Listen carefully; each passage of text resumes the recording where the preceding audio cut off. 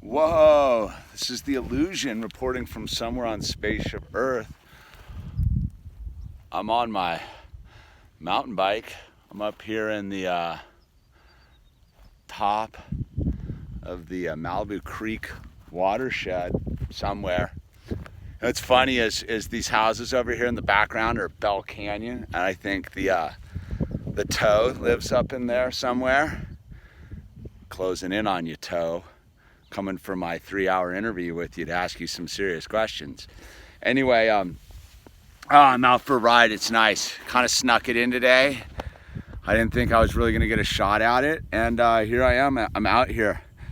The mountain bike's been a full blessing to be able to just like surgically strike, get out in the ocean. I mean, out in the mountains, because the ocean's flat. It's broken. It's October. The surf's flat. The conditions are perfect, and the mountain bike is saving my mental spirits.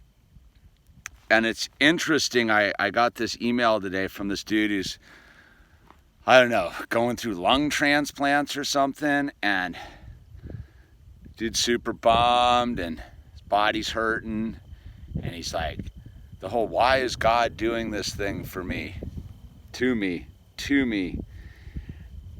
And so I've been kind of thinking about this today, and I was out climbing this hill on my bike, battling it, and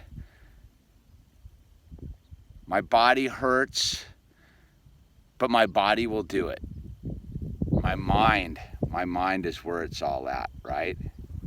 It's all mind. In the formula issue, like, yeah, the body is a challenging vehicle, and there's nothing like the pain of the body to test your spiritual relationship with God, right?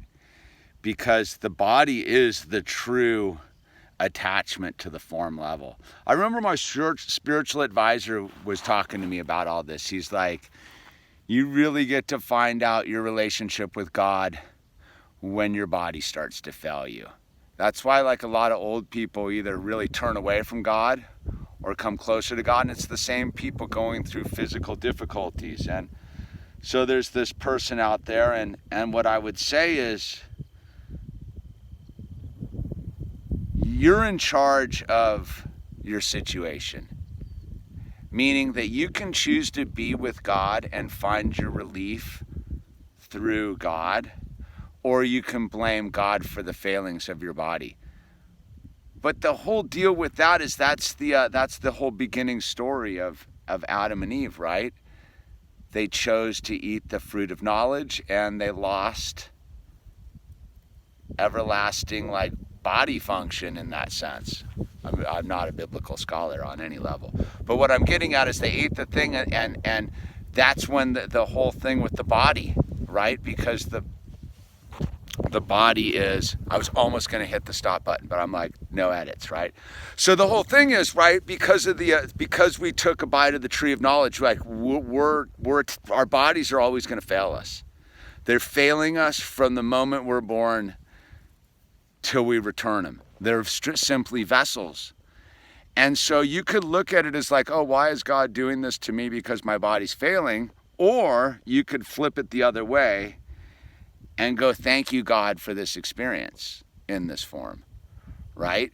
Because the fact that you have consciousness, the fact that you're even asking questions about God means that you have a relationship with God. And now it just comes to you determining the difference between the form and the lower dimensional realities and your true higher self, your true attachment to God, right? Because God is not of this. Yeah, God created all of this because this is the training ground.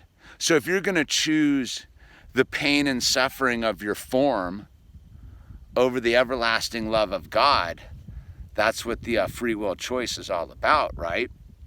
Because the body is always truly in pain. This is a very painful environment. Like, if we don't get enough oxygen, we're in pain. We don't get enough food, we're in pain. We don't get enough water, we're in pain. We don't get enough interaction with other human beings, we're in pain. We don't get enough physical activity, we're in pain. We eat too much food, we're in pain. Really, if you think about the body's form, we're constantly just trying to find the balance of, like, pain. And then many of us have to go through excruciating pain to figure out that the body's not all there is to this journey. Like, I think about it's like my 2 years of laying on my back, squirming on the ground and utter pain is nothing like going through like lung transplants or even gnarlier levels of pain. But what it taught me was, until I was ready to give my form back to God, I was going to suffer. And it wasn't until I truly let go of it and said, okay, God, what are we going to do here? Because I can't live in this form. And God's like, finally, dude, because you got to give it back to me sooner or later so that you can go with me, so that you can return to the everlasting bliss of love and God's energy. Because ultimately, that's the thing. That's why God gave us his only son to die on the cross and be resurrected, was ultimately to overcome the pain of this experience. That's what the nailing to the cross is all about, is Jesus went and took that pain on so that we could live by his example and go, oh, Jesus, God's only son, went through all of that, and he did that specifically to relieve us of the bondage of ourselves.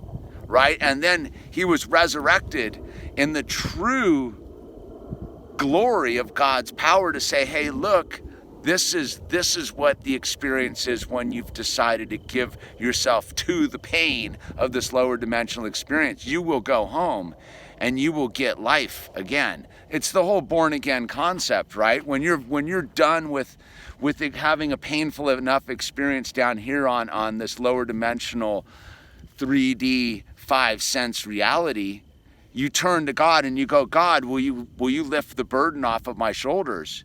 And God's like, I've been waiting this whole time. I've been waiting to lift the burden off your shoulder. Does that mean the pain of your body goes away? No. It means the burden of the struggle with deciding whether you're going to live in the pain or you're going to be in acceptance of the pain and give God the power to give you the strength, right? You think about all these truly heavyweight people of God out there who trudge through it, and they have a smile on their face with insurmountable odds, insurmountable levels of pain. And how did they get to it? Because they're with God, right? Because this is all God. It's our choice what we're going to do with it. This plant burned down.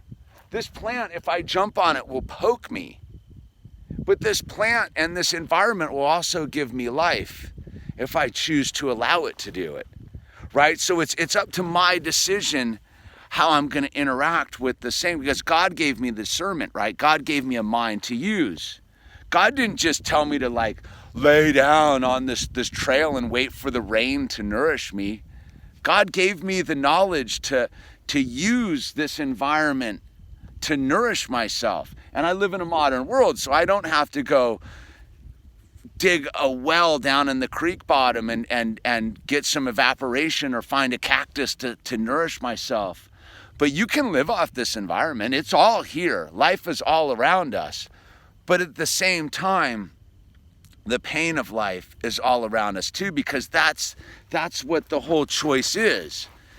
You can look at it's my whole thing I talk about when everyone's all like, oh, look at how beautiful the eagle is up in the sky. Look at how beautiful the eagle is in the sky. And I go, what is the eagle thinking while he's floating around up in the sky being beautiful for the humans? I'm hungry, man. I'm hungry. Like, where's a snake or a little critter to eat? I'm so hungry, man. I'm so hungry.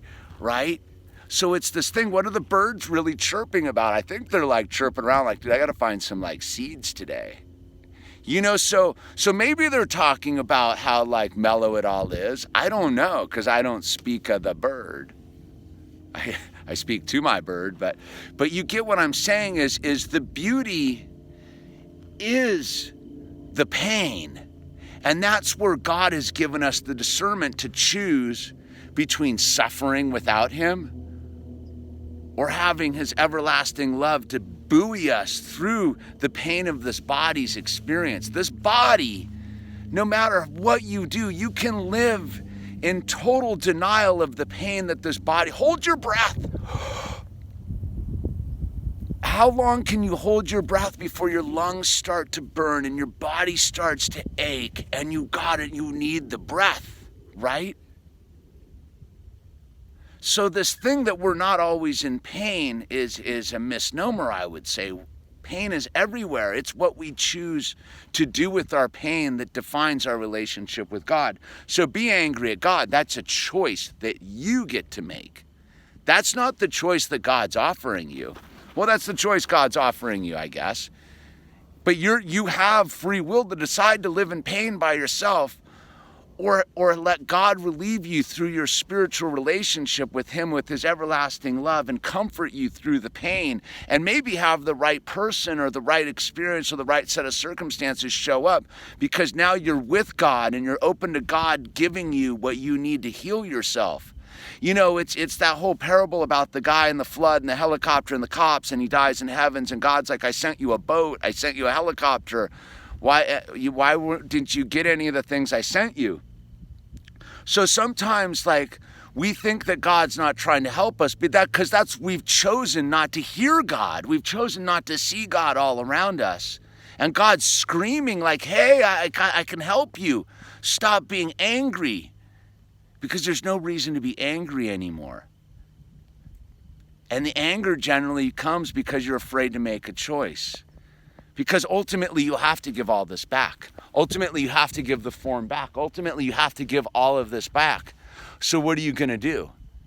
You going to be mad? Or are you going to see the true beauty of it all and be like, oh, there's no need to fight any of this anymore. It's okay. It's okay. It's okay. That's what the love is. The love is when you finally get to sit and be okay with it. Okay with the pain in your back. What do you think all these women are doing having children? It's the most beautiful experience ever for a woman, and yet one of the most painful, or the most painful. Life is very much yin and yang in that sense of, but you get to choose how you go through the experience. And if you want to be mad at God, that's a choice you can make. Or you can accept the love of God and let the burden be removed and the help to arrive, however that may be. Sometimes it's the kind words. So I hope that helps you, my brother out there. And yeah, I get it. It's serious. Good luck, and God bless you.